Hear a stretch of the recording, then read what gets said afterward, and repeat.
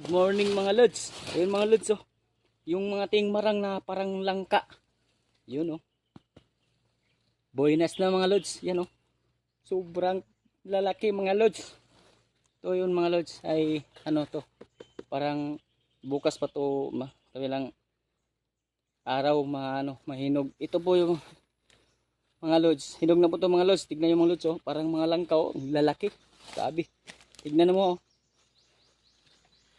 Oh. Di ba? Yan, sobrang laki mga lods.